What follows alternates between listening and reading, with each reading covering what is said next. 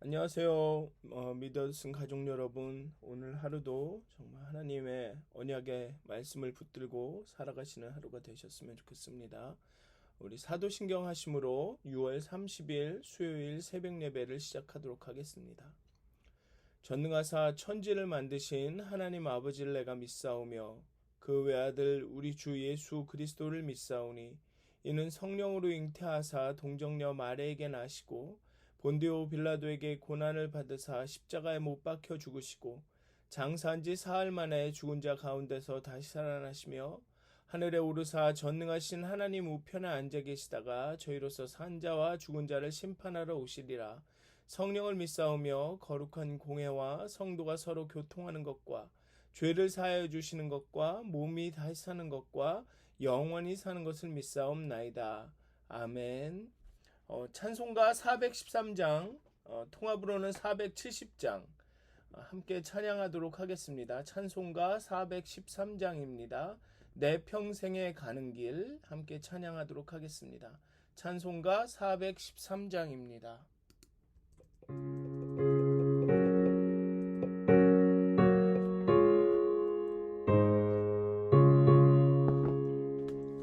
내 평생에 가는 길 순탄하여 늘 잔잔한 강 같든지 큰 풍파로 무섭고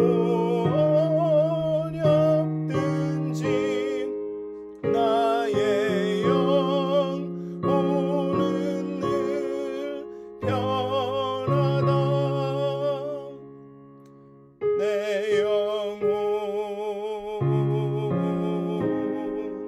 평안해. 내 영혼 평안해. 마귀는 우리를 삼키려고 입 벌리고 달려와도 주 예수는 우리의 대장되니 끝내 싸워서 이기리라. 내 영혼 평안해. 내 영혼 평안해. 내 지은 죄 주홍빛 같더라도 주 예수께 달래면 그 십자가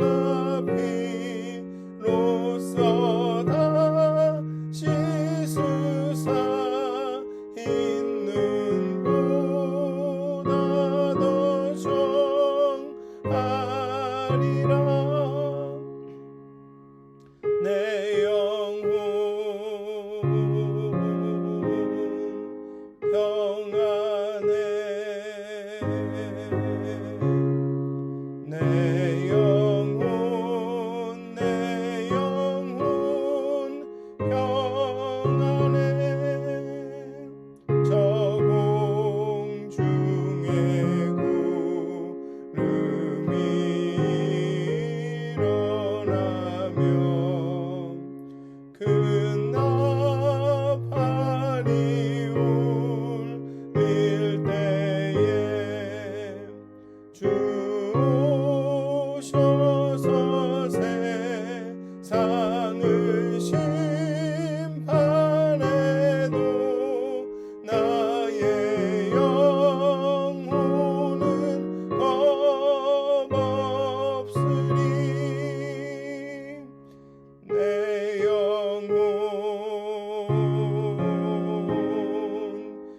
평안해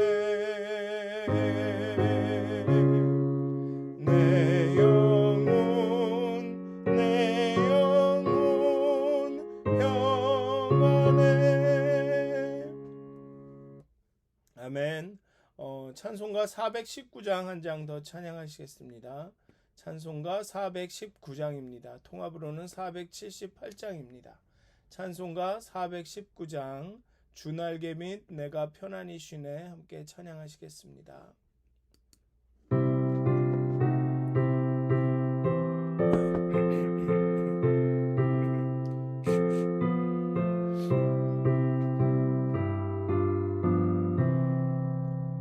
주날개 및 내가 편안히 쉬네 밤 깊고 비바람 불어쳐도 아버지께서 날 지켜주시니 거기서 편안히 쉬리로다. 주날개 및 평안하다 그 사랑 그늘 자니뇨.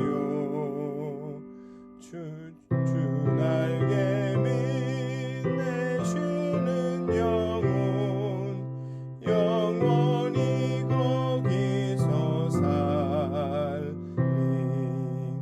주날개 및 나의 피난처 되니 거기서 쉬기를 원하노라. 세상이 나를 위로치 못하나 거기서 평화를 누리리라. 주날개 및 평안하다 그 사랑 그늘 자니뇨. 주날개 및 내 쉬는 영혼 영원히 거기서 살리. 주날개 및 참된 기쁨이 있네 고달픈 세상 길 가는 동안 나 거기 숨어 돌보심을 받고 영원한 안식을 얻으리라. 주날개 및 평안하다 그 사랑 그늘 자니뇨. 주날개 및 내 쉬는 영혼 거기서 영원히 살리. 아멘. 기도하시겠습니다. 하나님, 주날개 및 정말 우리가 그 평안히 그곳에서 살기를 원합니다. 정말 하나님이 주시는 하나님이 공급하시는 그 평화로 살기를 원합니다. 하나님, 오직 하나님만이 우리에게 힘 주시는 이이심을 정말 고백하기를 원합니다. 늘 우리 가운데 있는 자아 실현의 욕구와 정말 자기 중심성, 하나님 없이도 마치 내가 살 것과 같은 그러한 마음들 정말 다 내려놓고 정말 하나님 없이는 살 수 없음을 고백하며 하나님께 온전히 의존하는 그런 마음을 우리가 품기를 원합니다. 하나님 우리에게 믿음을 주시고 정말 나를 믿는 것이 아니라 하나님을 믿고 하나님을 신뢰하는 그 믿음을 허락하여 주시옵소서. 그리하여서 오늘도 정말 하나님으로 인해서 평안하기를, 하나님으로 인해서 힘을 얻기를, 하나님으로 인해서 용기가 솟아오르기를, 하나님으로 인해서 소망이 생기기를 간절히 기도합니다. 우리와 함께 하시고 우리에게 믿음을 허락하여 주시옵소서. 감사합니다. 예수님의 이름으로 기도하였습니다. 아멘. 오늘 함께 나누실 말씀은 사도행전 18장 12절에서 23절까지의 말씀입니다. 사도행전 18장 12절에서 23절까지의 말씀입니다. 제가 봉독하도록 하겠습니다. 사도행전 18장 12절에서 23절입니다. 갈리오가 아가야 총독되었을 때 유대인이 일제히 일어나 바울을 대적하여 법정으로 데리고 가서 말하되 이 사람이 율법을 어기면서 하나님을 경외하라고 사람들을 권한다 하거늘 바울이 입을 열고자 할 때 갈리오가 유대인들에게 이르되 너희 유대인들아 만일 이것이 무슨 부정한 일이나 불량한 행동이었으면 내가 너희 말을 들어주는 것이 옳거니와 만일 문제가 언어와 명칭과 너희 법에 관한 것이면 너희가 스스로 처리하라. 나는 이러한 일에 재판장 되기를 원하지 아니하노라 하고 그들을 법정에서 쫓아내니 모든 사람이 회당장 소스데네를 잡아 법정 앞에서 때리되 갈리오가 이 일을 상관하지 아니하니라. 바울은 더 여러 날 머물다가 형제들과 작별하고 배 타고 수리아로 떠나갈새 브리스길라와 아굴라도 함께 하더라. 바울이 일찍이 서원이 있었으므로 겐그레아에서 머리를 깎았더라. 에베소에 와서 그들을 거기에 머물게 하고 자기는 회당에 들어가서 유대인들과 변론하니 여러 사람이 더 오래 있기를 청하되 허락하지 아니하고 작별하여 이르되 만일 하나님의 뜻이면 너희에게 돌아오리라 하고 배를 타고 에베소를 떠나 가이사라에 상륙하여 올라가 교회의 안부를 물은 후에 안디옥으로 내려가서 얼마 있다가 떠나 갈라디아와 부르기아 땅을 차례로 다니며 모든 제자를 굳건하게 하니라. 아멘. 아가오의 총독이 갈리오로 바뀌자마자 유대인들은 기회를 잡았다고 생각하고 바울을 법정으로 데리고 가서 고소하였습니다. 그러나 유대인들이 바울을 대적하기 위해 이용하려 했던 갈리오는 정작 이 문제에 전혀 관심을 보이지 않았습니다. 오히려 유대인들 사이에 종교적 문제라고 판단하면서 스스로 해결하기를 요구하였습니다. 누가는 갈리오가 아가야의 총독이 되었을 때라고 역사적인 배경을 제시함으로써 자신의 기록이 신빙성이 있음을 은연중에 나타냅니다. 누가는 항상 이렇게 그런 어떤 역사적인 상황과 교회에서 일어났던 일, 즉 하나님의 역사를 이렇게 같이 배치함으로써 이게 역사 가운데 일어나는 하나님의 일하심이다라는 것을 이렇게 보여주고 있습니다. 고린도의 유대인들은 바울과 그를 따르는 예수의 제자들이 마음에 들지 않았습니다. 그래서 바울을 법정에 고소합니다. 여기서 법정은 사네드린 같은 유대인들의 종교 법정이 아닙니다. 이 법정은 로마의 법정입니다.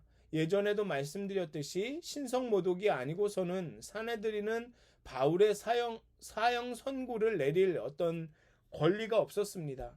사실 바울의 지금까지의 설교를 들어보면 유대인들도 바울의 메시지를 반대할 명분이 없습니다. 왜냐하면 바울은 끊임없이 예수는 선지자의 예언, 하나님의 말씀이 성취된 것이다라는 것을 말하고 있기 때문입니다. 예수를 통해 하나님이 나타나셨다고 말하기 때문입니다. 유대인 자신의 하나님을 부인한 것이 아니었습니다. 따라서 억지로라도 로마의 법정에서 바울이 유죄 판결을 받아 사형에 처해지기를 원했던 것입니다. 그런데 이들의 고소하는 내용, 그 고소하는 이유를 잘 보면 이 이유 자체가 유대인들 자신이 자기 모순에 빠지게 만듭니다. 자기 스스로를 부인하는 지경에 빠지게 만듭니다. 율법을 어겨 하나님을 경외하라고 사람들을 권한다라고 바울을 고소합니다. 바울이 율법을 어기면서 하나님을 경외하라고 사람들에게 권한다 라고 그렇게 로마의 법정에 이렇게 고소를 하게 됩니다. 이들은 바울이 율법을 어긴다. 여기서 율법은 분명히 로마의 법이 아니라 유대의 율법을 의미할 것입니다. 요 앞부분에는 유대인들은 바울이 이방인들에게 자신들의 할례, 안식일, 음식의 법을 강조하지 않는 것이 싫었을 것입니다. 그리고 또한 그러면서 또 로마의 법에 저촉을 받게 만들기 위해서는 당시 로마 황제만이 경외의 대상이었음을 감안해서 그리스도인들이 로마의 황제 외에 하나님을 경외하라고 사람들을 권한다고 고소합니다. 율법을 어긴다고 바울을 혼내주려고 하다가 자신들의 하나님을 경외하는 것까지 잘못된 것으로 만들려 하고 있습니다. 바울을 벌주기 위해 자신들의 하나님을 부인하고 하나님을 경외하는 것이 나쁘다고 말하고 있게 되는 것입니다. 바울을 벌주기 위한, 바울을 혼내기 위해서 너무나도 집중한 나머지 자기 입으로 스스로 하나님을 경외하라고 말하는 것이 나쁘다라고, 그게 법에 어긋나는 것이다라고 말하고 있는 것입니다. 우리도 분노나 미움에 휩싸이면 자주 우리 자신이 믿고 신봉하고 추구했던 가치를 부인하는 그런 행동을 함으로써 자기 모순에 빠지는 그런 주장을 하기도 합니다. 자신이 과거에 주장했던 것을 부인하게 만드는 어떤 주장이나 행동을 하기도 하죠. 그렇기 때문에 아마 갈리오도 이러한 자기 모순을, 유대인들의 자기 모순을 파악했을 것입니다. 하나님을 경외하고 섬기는 자들이, 그래서 로마 정부에서 유대인들의 하나님 신앙을 인정해주고 그렇게 자신의 그런 신앙대로 살아가는 것을 다 용납해 줬음에도 불구하고 그 하나님을 경외하는 것이 잘못됐다고 와서 자기한테 바울을 고소하는 이 모습을 보고 이상하게 생각했을 것입니다. 물론 갈리오도 이미 사람들을 시켜서 무슨 일인지를 알아봤을 수도 있습니다. 왜냐하면 갈리오는 귀찮다, 니들이 알아서 해라 라고만 말한 게 아니라 언어와 명칭과 너의 법에 관한 것이라면 너희가 스스로 처리해라 라고 말합니다. 즉 이 문제의 본질이 무엇이고 왜 이 사람들이 와서 고소하는지를 알았다라는 거죠. 그냥 단순히 아유 귀찮아, 그건 너네들 일이야, 너네가 해가 아니라 언어와 명칭과 너희 법에 관한 것이라면 지금 너가 고소하는 일은 그 언어와 명칭과 너의 법에 관한 것이기 때문에 내가 처리할 일이 아니다 라고 분명하게 말하고 있었습니다. 갈리오는 이미 알고 있었죠. 왜 유대인들이 바울을 고소하는지. 그러나 갈리오는 그런 정의를 추구하기보다는 안정과 평화를 추구한 것 같습니다. 그냥 아무 큰 소동 없이 지나가는 것이 목적이었지 바울이 당하고 있는 그 억울함을 풀어주는 것이 목적이 아니었다는 것입니다. 왜냐하면 무리가 회당장 소스데네를 잡아 때릴 때 갈리오가 상관하지 않았기 때문입니다. 회당장 소스데네는 그리스도인이었을 수도 있습니다. 아니면 회당장 그리스보가 회심한 것에 대한 분노와 바울에 대한 분노를 소스데네라는 그 회당장에게 푼 것일 수도 있습니다. 어쨌든 이에 대해 갈리오는 아무 일도 하지 않습니다. 어쩌면 그렇게라도 좀 분을 풀어서 아무 큰 분쟁이나 폭동 없이 끝나면 그걸로 좋다고 생각했을 수도 있습니다. 그냥 자신의 정치적 입지가 흔들리지만 않는다면 그냥 폭동보다는 그냥 집단 폭행으로 마무리되는 것이 갈리오에게는 이득이었을 것입니다. 그렇게 갈리오는 정의를 추구하고 바울이 겪고 있는 억울함을 풀고 아니면 소스데네가 겪은 그 억울한 폭행을 바로 잡는 일에 관심이 있었던 것이 아니라 그냥 정치적으로 큰 어려움 없이 폭동이나 이런 어떤 그런 어려운 일 없이 지나가는 게 넘어가는 것이 목적이었다고 생각할 수 있습니다. 어쨌든 그렇게 갈리오의 호의로 바울은 고린도에 더 머물면서 복음을 전할 수 있었습니다. 누가는 이러한 일들을 하나님의 약속의 성취라고 여긴 듯 합니다. 18장 10절에 보면 이렇게 약속하시죠. 내가 너와 함께 있음에 어떤 사람도 너를 대적하여 해롭게 할 자가 없을 것이니 이는 이 성중에 내 백성이 많음이라 라는 그 약속의 성취라고 여긴 듯 합니다. 그리고 바울은 갱그리아에서 머리를 깎았습니다. 서원이 있으므로라고 했는데 이것은 뭐 약속을 하고 맹세를 하는 것으로 해석할 수도 있지만 때로 유대인들은 서원을 감사의 행위로도 생각을 했습니다. 감사를 표현하는 행위로도 생각을 했습니다. 따라서 바울은 무사히 2차 전도 여행을 마칠 수 있음을 감사했다고 해석할 수도 있습니다. 즉, 그 유대인들의 손에서 갈리오를 통해서 이렇게 벗어날 수 있었다라는 것에 대한 감사의 의미로 그런 서원을 행하였다는, 머리를 깎았다고 해석할 수도 있겠습니다. 그렇게 바울은 에베소를 지나 안디옥으로 돌아감으로써 이 2차 전도 여행을 무사히 마치게 됩니다. 그리고 바울은 돌아가는 길에도 그 자신들이 전도했던, 선교했던 교회를 재방문하며 그들의 믿음을 굳게 합니다. 오늘의 본문을 보면 바울은 정말 말도 안 되는 그런 이유로 고소를 당하고 어려움을 겪습니다. 정말 특별한 이유도 없이 분노와 미움, 시기심, 뭐 이런 것들로 인해서 바울은 고통을 겪습니다. 그렇지만 그런 고통과 어려움 가운데 하나님은 언약하신 약속을 지키십니다. 심지어는 그 갈리오에 온당치 못한 그런 동기까지도 사용하셔서 바울을 안전하게 지키시고 또 그렇게 선교의 여행이 다 잘 맞춰질 수 있도록 하나님은 도우십니다. 내가 너와 함께 있음에 어떤 사람도 너를 대적하여 해롭게 할 자가 없을 것이니 이는 이 성중에 내 백성이 많음이라 라는 그 약속을 이루셨습니다. 여러분들 이 하나님의 말씀, 내가 너와 함께 있음에 어떤 사람도 너를 대적하여 해롭게 할 자가 없을 것이다, 이 말씀을 좀 붙드셨으면 좋겠습니다. 아니면 여러분들에게 주셨던 다른 언약의 말씀들, 그것들을 좀 기억하시면서 그것을 붙들으셨으면 좋겠습니다. 말씀을 붙들고 기도할 때 항상 그 뜻대로 이루어지지는 그러니까 우리가 기대한 대로 이루어지지 않을 수도 있습니다. 우리가 기대한 대로 그렇게 빨리 속히 이루어지지 않을 수도 있습니다. 정말 우리가 원하던 방식이 아닐 수도 있습니다.